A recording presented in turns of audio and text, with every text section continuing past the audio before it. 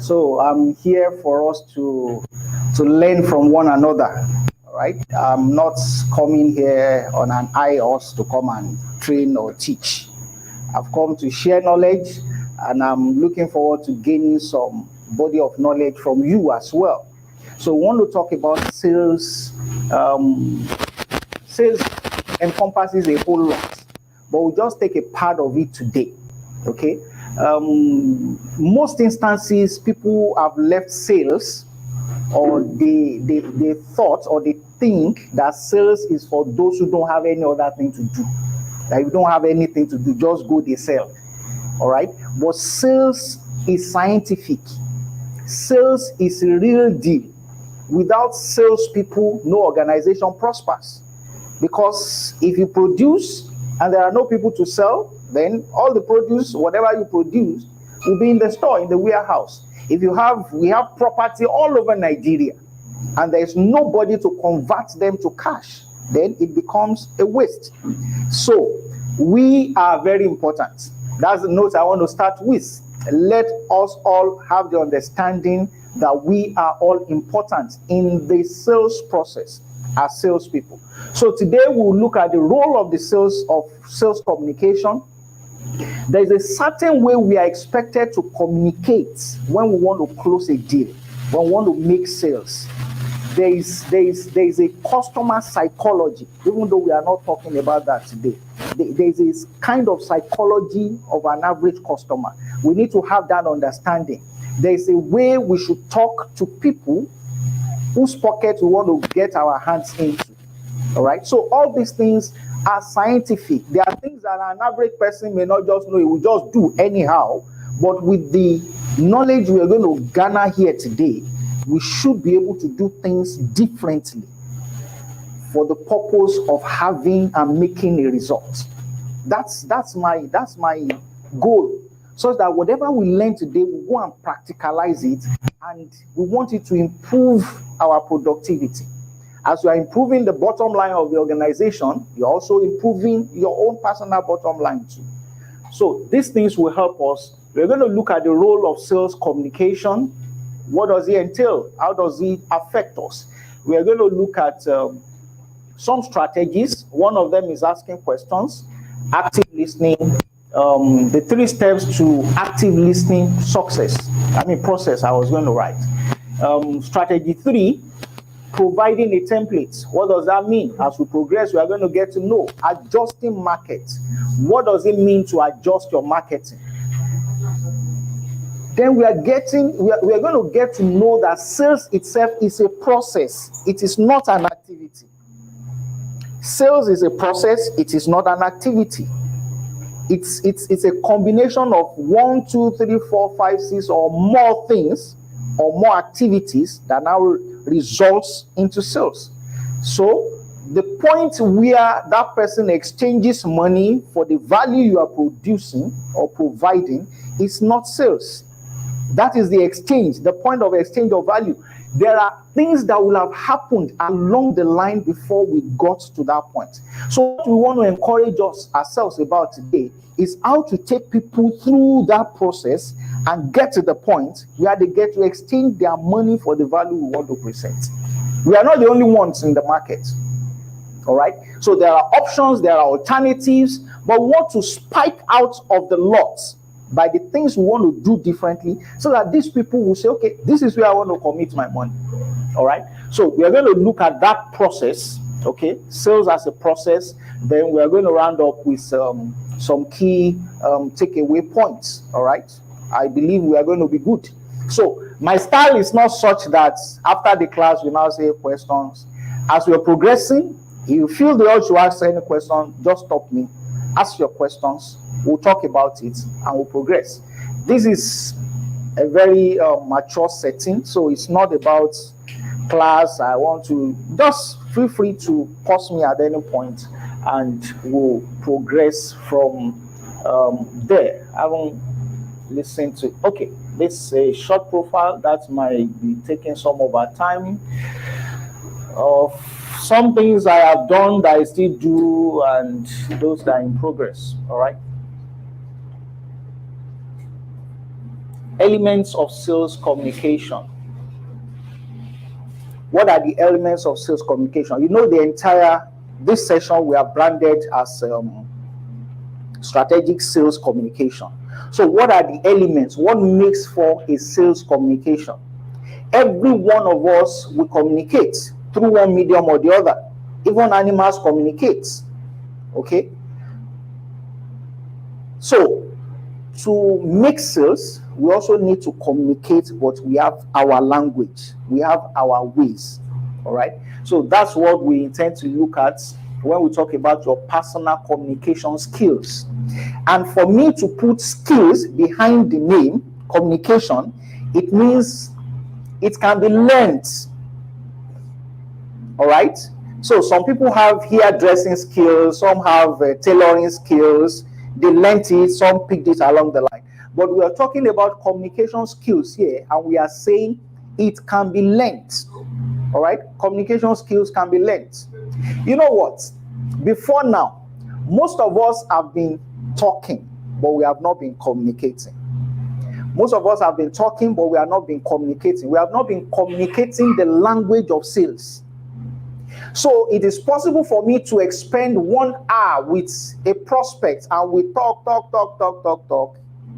And at the end, I wouldn't have talked about sales, even though I think I'm talking about sales. I've not connected with the person. We'll get to a whole lot of others as we progress. So what's your personal communication skills? How do you communicate? There's a way to communicate effectively. There's a way I will connect with you when we want to communicate. All right? If I'm disturbed, I may not be able to get your communication effectively. All right? So permit me to digress. Even in homes, as couple, you see a wife or your husband, an husband telling the spouse that you are not communicating. Sometimes we say things like that. You are not communicating. And the man or the woman will feel like, I don't they talk since now. I've been talking. So the best we do is to talk, but not to communicate. There are ingredients to effective communication. If there are distractions around and about me, you cannot communicate with me effectively. Neither can I communicate with you effectively. And distractions are not just limited to noise. Noise is a distraction for sure, but the circumstance and the situation around me. Okay, so you want to come and make a pitch to me. I'm in my office, and upon coming in, you had me perhaps lashing out at somebody. Why will you do that? You have done that. And you knock and say, sir, there's this property I have come to. It won't fly. It won't fly. Because the environment is not conducive for a communication, for a sales communication for that matter. So we need to understand our skills. We need to be able to look at our environment. We need to be able to look at cues. There are things we call communication cues, non-verbal cues, things that I'm saying, but I'm not verbalizing. I'm not saying them out, but I am saying them. We should have that. We should come to that point where we are able to detect such things. I give you a practical example. So I say go back to husband and wife. So the wife gets in and say, Oni, you know what? I need to go to the kitchen now to make dinner. Junior has not done his assignment. In fact, when I got to the kitchen, I discovered that there are too many dirty plates there. What are we even going to eat tonight? So it sounds like she's complaining. But what is she saying? Help! I need your help. But she didn't say it, but she's saying it. So for your clients too, you should get to that point where you are able to look at them and hear what they are saying, but they are not verbalizing. Because 70% of our communication is body language. It's body language. All right? It's body language, gesticulations, and all that. So you want to speak to me now. Let's assume we met on the road or somewhere. I said, do you have 5 minutes? I want to share something with you. And I said, okay, shall we talk? And in the process of talking, I'm doing something like this. And you are saying, are you following? You're only listening to what he's saying. You are not reading his body language. His body language is saying, your time is over. His body language is saying, I am exhausted. I've had enough. Okay? And not until we begin to appreciate and respect the communication from our clients, we might not be able to communicate well with them. So in such instances, you just feel like, okay, and you keep talking. Everything you are saying after that time is just like water on the back of a rock. Waste of time. It's just fine. He's just trying to be polite. And if it is the one who is not really polite, he will just tell you off. Okay? But I want to see some things and be able to adjust even before. He will respect you more. All right? And so these are part of the things that makes up for personal communication skills. How do you connect? Do you speak clearly and effectively? Now, when I'm talking about speaking clearly, it might not totally be I may not totally be referring to how audible you are. But if I say there's a land in where do we have properties? Asaba. There's a land in Asaba, and if you go to Enugu, by the roundabouts, there's another. I'm saying too many things. I'm not clear. Do you understand that? I'm not clear. Is my communication clear? Like we said, is it clear? Is it effective? I'm calling your attention to the property in Enugu, and I'm telling you where it is located. I'm telling you other facts and information about it. There's always room to talk about the one in Asaba, but there's a timing for it. As we progress, we will understand all these things better. But as of now, this is what I want to communicate effectively to you. All right? So some of us, we have left the realm of talking. I said some of us talk, but we don't communicate. Some of us have left the realm of talking, and we are not communicating. But even now that we are communicating, we are not communicating effectively. Also, yes, ma'am. What happened in a situation where you have a prospect that you introduced yourself to, he paid you attention, and he heard you, and he booked an appointment another day. Then getting there another day, he totally forgot everything you said. You understand? Now start afresh again. What you forget, since he has forgotten your appointment and you haven't coming, he forgot that you were even coming. Yeah, at all. He entirely forgot everything you told. And I forgot that you said this man is 8 million. I thought you started afresh again. In a situation like that, how do you handle? You know, some people can be very busy. It's not out of they're not just trying to play, but they are just really busy. So when I'm booking that appointment, and I have known, we talked about body language. Have you looked at the environment? Have you looked at the kind of person he is? Have you looked if it's people you call HNI, high net worth individual? If it is those kind of people, you will help to manage him, even his own. Say, sir, will you mind if your personal assistant can help you put these things on record as a reminder? If it's not somebody that has that kind of luxury of personal assistant, sir, do you mind putting it on the reminder of your phone? It's a polite suggestion. If all of this fails and you get there, at least you are lucky he didn't say they should push you out. You are still back there, only that he has forgotten. Then we'll start all over. We start all over again. Because what we want is to close that deal with him. In fact, when you are coming back, you are now saying, but sir, that's not... Some people can say it too. That's not fair enough, sir. You are the one who gave me this number. You are me this time. And that's you have shot yourself in the leg. Oh, even though the thing they pay you, sir, I understand I know you're a very busy man. I know things like this happen with very busy people. If you don't mind, can we do something different this time around? Can we put it on your reminder, or you want to call your PA to give us? I don't mind, give me another app. You just try to be polite because you are trying to win him to close a deal. All right. So you might not be able to help that, but to forestall it from happening, we could take that step where we advise them ahead of time. Oh, can we do this? Can we do this? Or if you are not doing either of the two, once you have secured the appointment, you can say, sir, I hope you don't mind if I give you a reminder 24 hours before. Tuesday is the appointment. I hope you don't mind if I give you a reminder by 5 p.m. on Monday. I said, okay, that's all right. Okay, so those are the things that can help us out in such situations. Yes, ma'am. Let me see. I saw a hand first. Okay, they'll work on it. Let me also. Now you went out there and you meet somebody. Yes, sir.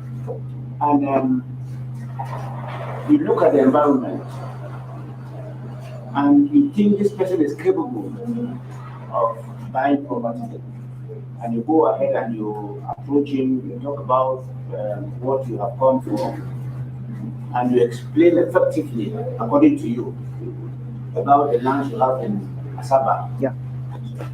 And the man says, yeah, I like this thing, or this thing is very good. I think I'll consider it, but go and come back next week. Okay. Now, by that next week, when you get there, you discover that the man is showing a lot of indifference.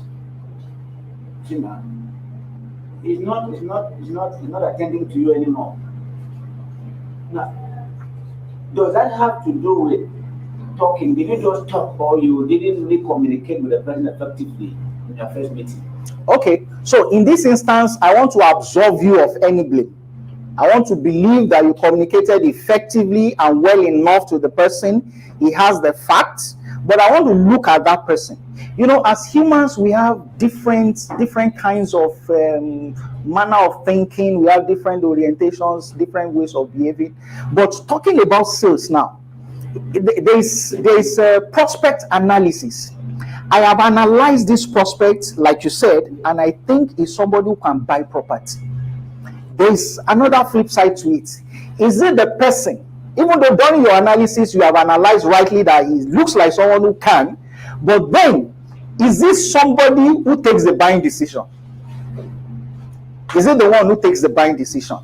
So, as a woman, I may look like it, I may even be interested, but by the time I got to Oga at home, the story changed.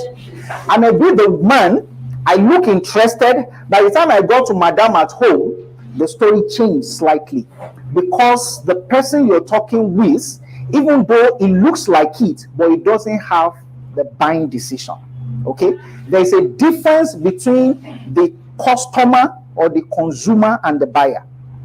I can buy and not be the consumer. Okay? So the consumer might be the one who takes the buying decision. And I give you a very quick example. I was at the filling station and someone was marketing property and gave me a flyer and all that, and went to the vehicle in front of me, gave to somebody who by his analysis also looks like somebody who could buy. In fact, his car could swallow my own.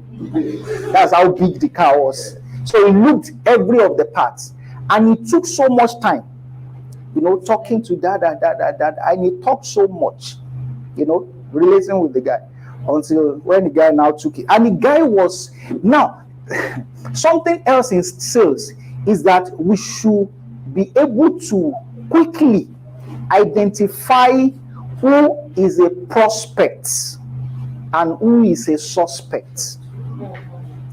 This guy listened so much, gave him attention, showed all the willingness, and by the time he was receiving, he said, don't worry, when Oga comes back, I will give it to him. So apparently he was the driver. Okay, he didn't have that capacity for the kind of things he was. But he has successfully wasted the time of that man because there was a faulty analysis that made a suspect look like a prospect. So we should be conscious of time wasters as well. If I'm going out on a day on prospecting duties, I want to say today I'm going to spend 5 hours prospecting, and I have appointed here and there 30 minutes there. This is where I'm going and that. I don't want somebody wasting that time. All right, all in the name of being a prospect. All right. So straight back to your question, some things might have changed beyond that. So you want to go back to the point of connection. When did he lash on that idea? Body language, communication. Let me tell you this. I know somebody who studied Yoruba language in university, and he told me that when they were teaching them about Ifa, now Ifa is the local Yoruba oracle.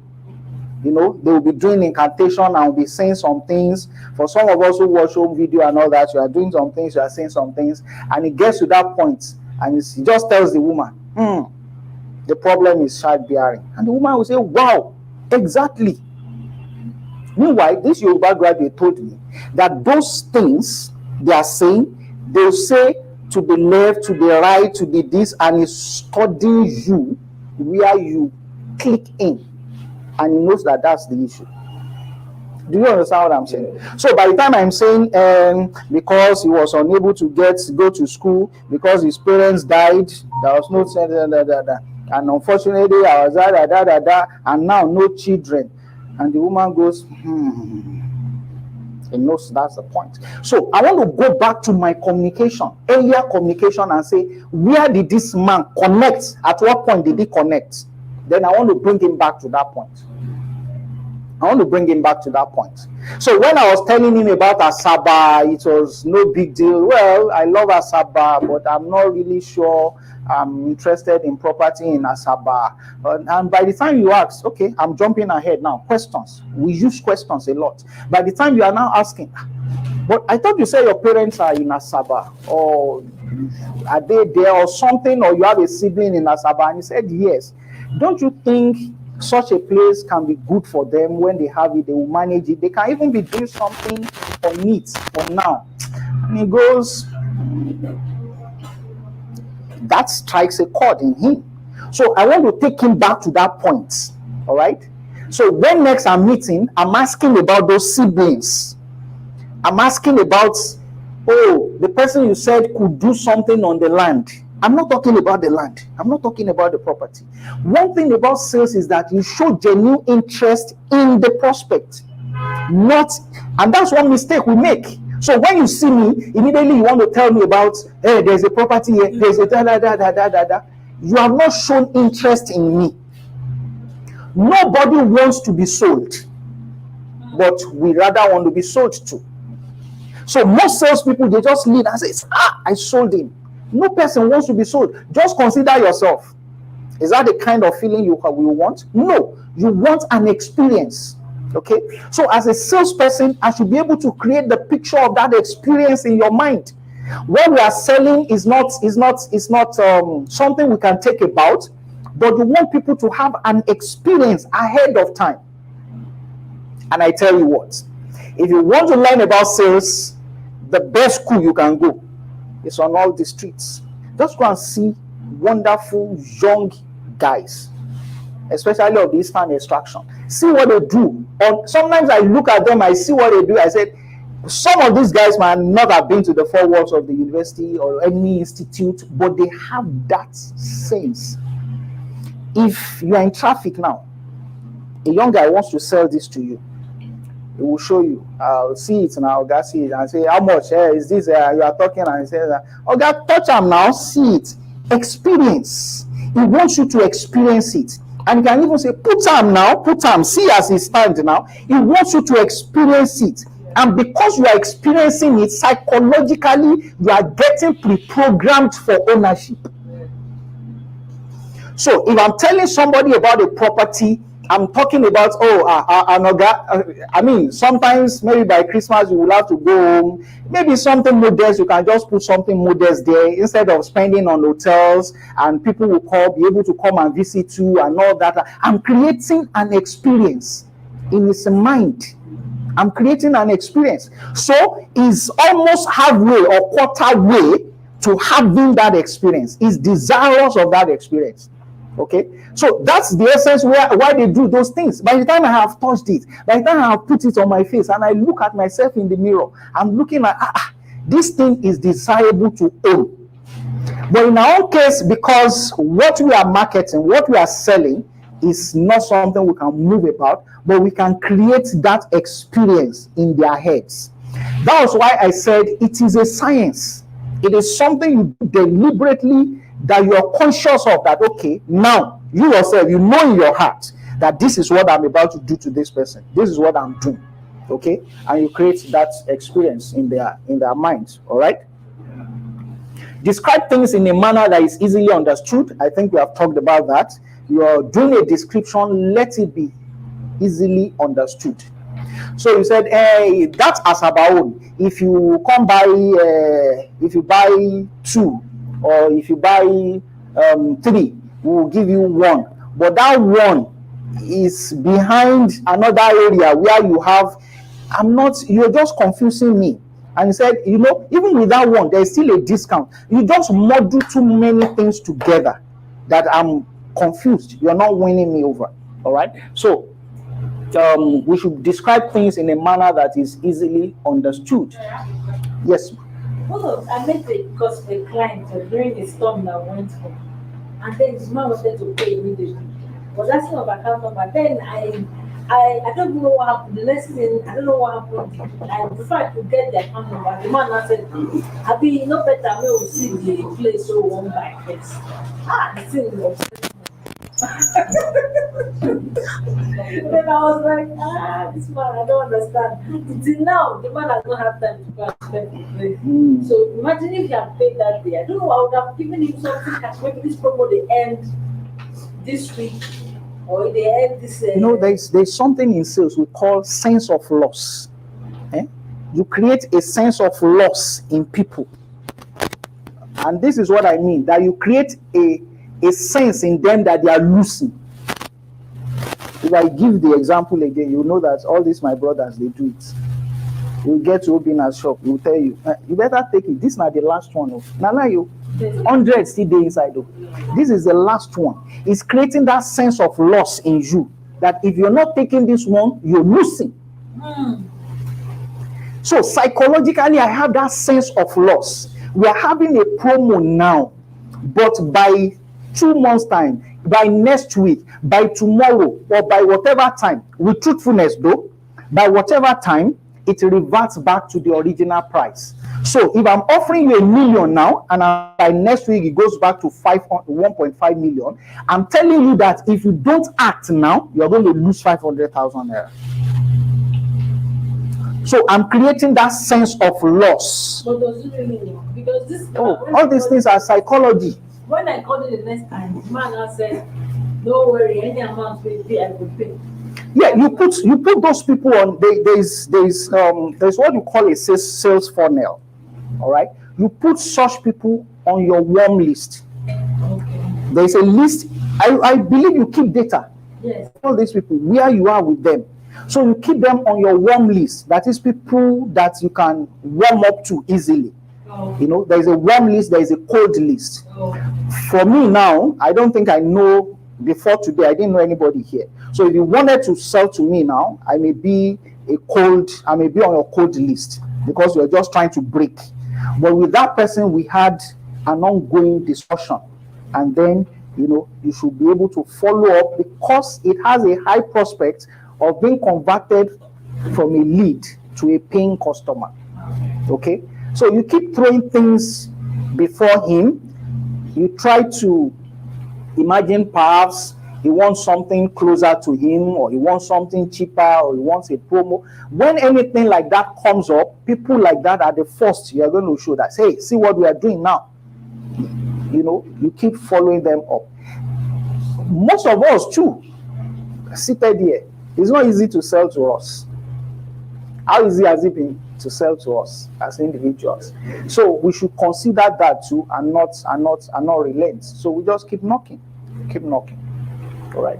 But you should be able to draw the line too when it's becoming a waste of time. All right? But just keep such people on your warm list. All right. So if I'm giving 80% of my energy to people on my cold list, I'm looking at the warm one who I may not be visiting as often as I'm visiting the fresh. Perhaps I'm doing mail, perhaps I'm doing SMS, or I'm doing chats, or I'm sending things that I will still relate with him, but it's not taking the bulk of my time. All right, because for him, it's like an half-cooked meal. So all we need to do is to finish cooking the meal. Okay.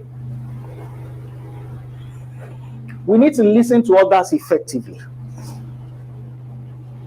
We need to listen to others effectively. Listening is an act. Listening is an act. Let me debunk this myth. Most people think that the best salespeople are those that can talk very well. It's a lie. Do you want me to repeat that? Most people think the best salespeople are the people who can talk a lot and talk it. When you talk too much, you will lose. It's not about talking too much. It's about listening so much. Okay? It's about listening so much. So let's assume you want to sell me a car. For example, you're selling cars. And in the course of our discussion, if you are listening very well, I've been saying, in fact, I just moved to my new house. The road is so bad. I have a salon car. I'm always going to the mechanic. It's so bad. What kind of car will you suggest for that person? But if you are not sensitive, you are not listening enough, all those tips that were coming out, you will just gloss over it. You won't remember because you are not listening. Okay? So most times what we do is to hear but not listen. And how do we hear? Sound waves that come into our auditory organs.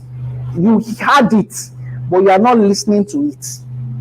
And that's why in classes, sometimes your teacher will say, what did I say last? The person heard, but he was not listening. Okay? So the prospect is speaking, but you are not listening. Effective listening is such that you get the information being passed across to you as intended by the person passing it across, and you are able to interpret it as it's intended. Did you get that? Yes. That is effective listening. Effective listening is not you preparing what you want to reply him with. That's what we do most of the times. Somebody is talking, even in our regular relationships, somebody is talking. Inside your heart, you are preparing, okay, how will I reply? How will I respond? And you are not listening to what they were saying. So what else is to listen? Listen. Listen first. That will determine what you say. In fact, there are a whole lot of lessons, benefits to listening. Effective listening. Effective listening. Yeah. We are to listen more than we talk. All right? Somebody says, perhaps that's why we have 2 ears and 1 mouth. Hear more and say less. We need to listen to them. That's how we'll be able to know their needs. There's also what is called need analysis. Somebody is in Lagos. He's been saying, all this property thing. How do you know that some people get tired? Yes. I have a friend in Lagos who has about 12 buildings already, big buildings. He said, oh boy, I'm tired of building. So that kind of person, you are now saying, oh, there is one property, somebody is tired already. But because I'm unable to analyze his need, despite that, the fact that he's tired of building in Lagos, he doesn't have in the village. He doesn't have in Asaba. I want to say, do you know Asaba is a bubbling time coming up now? Hospitality is high. You could use it for an hotel. But he's saying, I'm tired. But then he's saying, I want to invest. I want something that will bring in money, at least daily. Then I tell you, go there, build an hotel, you will get daily money. Because I'm able to listen to need. We should be able to listen effectively. All right. So one of the things that kills our listening skills is our predetermined responses that we are cooking up in our hearts. Rather than listening to that person, we're thinking about, oh, how do I respond to that? Okay, when you say what, just relax and listen. Okay. And all these skills can be learned. They can be learned. We can learn them. Okay. Observe non-verbal cues. I think I've talked about that before. Body languages, things that are being said that are not being said, and all that. You should be able to read and write interactively. When our communication is via writing, we should be able to write effectively and interactively. I mean, you're writing mail, you're writing messages or whatever, you should be clear in whatever you are communicating across. Also, your prospects' communication skills too is something you look out for at the same time. Okay, I'm having problem here because it looks like this thing is just going around.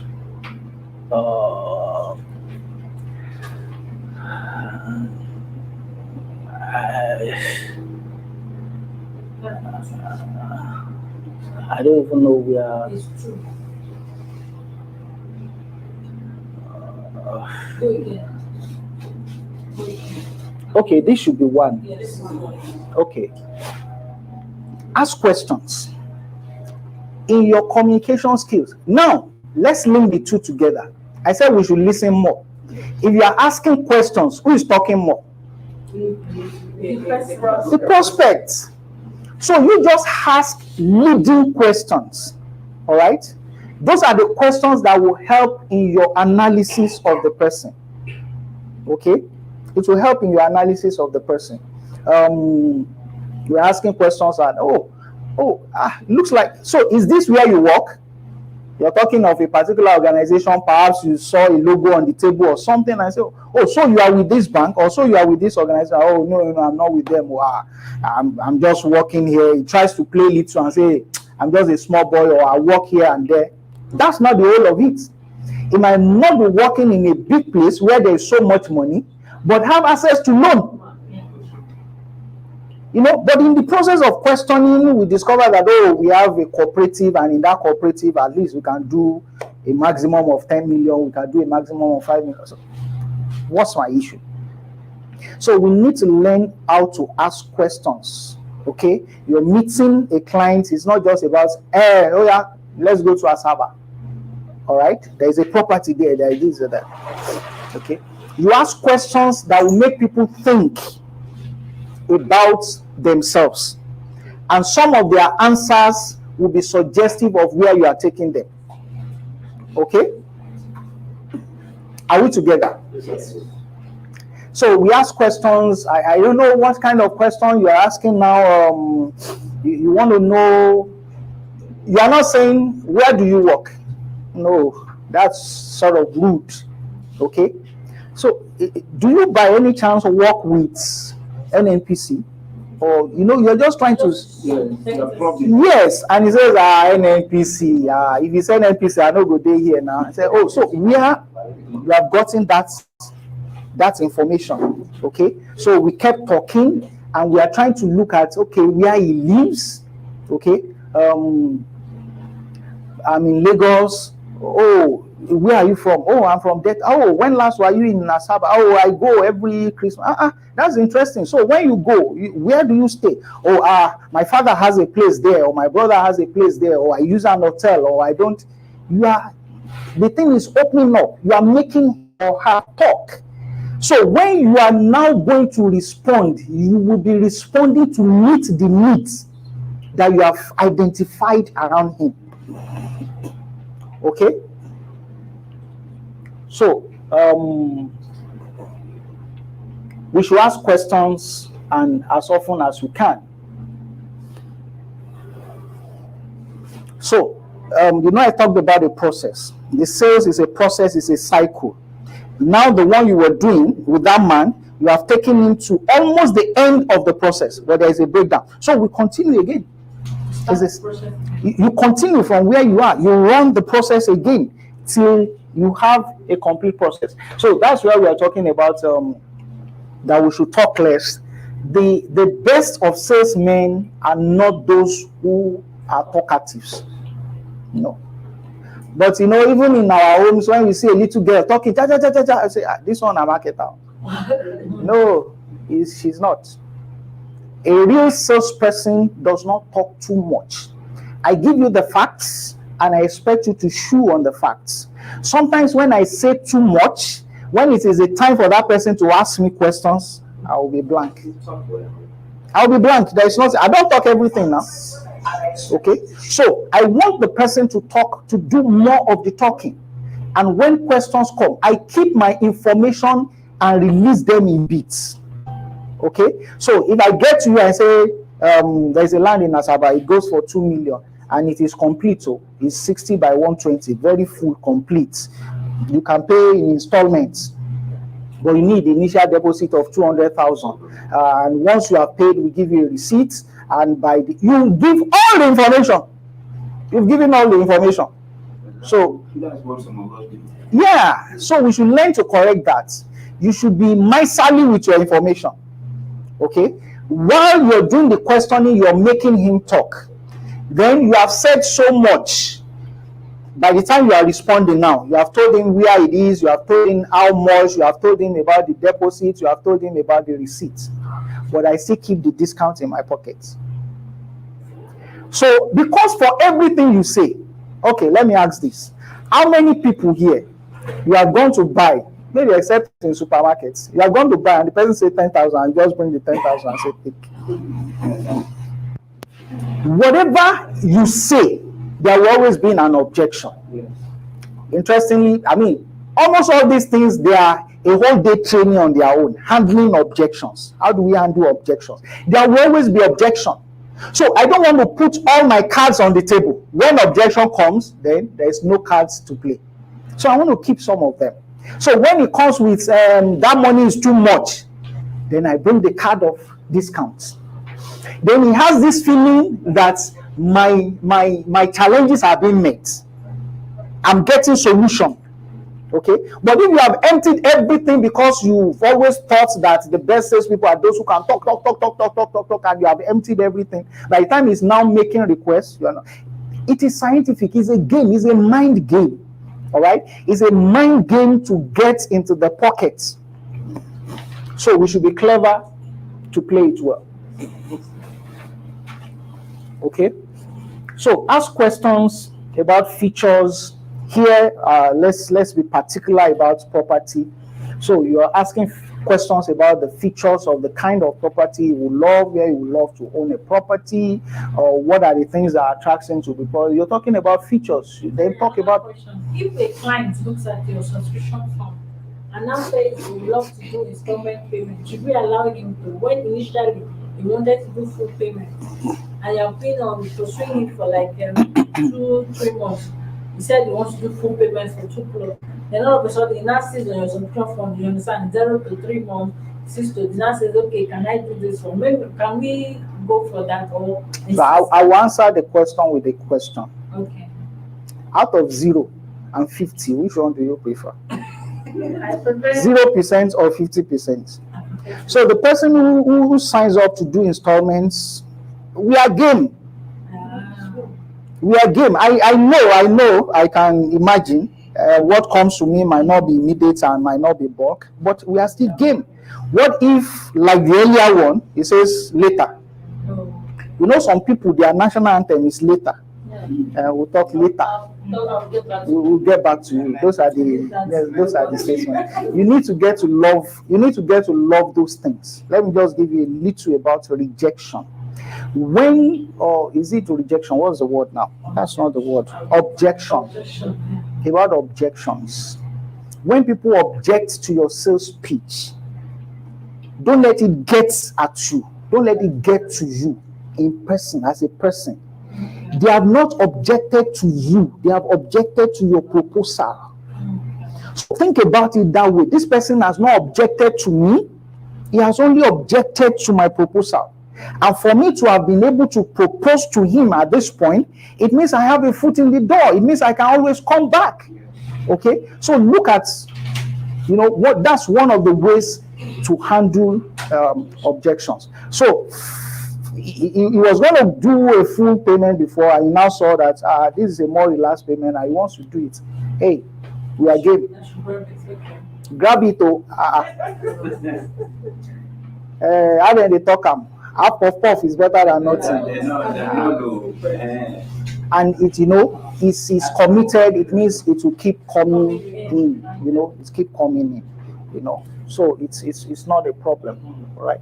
So I was talking about benefits the other time. We should look at the benefits they stand to get. So I want to stop thinking about my commission momentarily. I want to stop thinking about the sales to the company. I want to think about the benefits to that person. So, like the example I made earlier, the guy wanted to sell these eyeglasses to me, for example, and he says, Oga is 1,000 naira. It's 1,000 naira. It's and that's just what he's just concerned about. It's 1,000 naira. Even my gain on it, now just 100 naira. And he's just talking about myself, about me. So what I'm getting, the feeling I'm getting is that this transaction is just all about you. But when they say what I'm getting is 100 naira, you somehow you feel pity for them. And you say that they sound so much that strategy just said. If and you are, when they tell me that what I get in this market, I'll just say, In Jesus' name. We thank you for our friends who are not here. And those that are on the way, we pray that they will get saved. As this meeting progresses, O Heavenly Father, be at the head of everything. Let successful Lord in Jesus' name. To this, Heavenly Father, and many other things. Thank you in Jesus' name. Amen. Okay, on the speaker today will be Mr. Dapo. This is the first time of being here. So let's put on Thank you. God bless you. Please, okay, maybe you use your phone. Can you help me with some pictures or some short videos? Okay. Okay.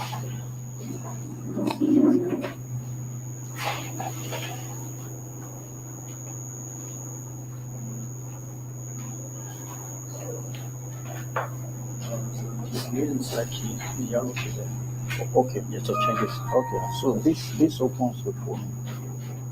I want it to go to sign.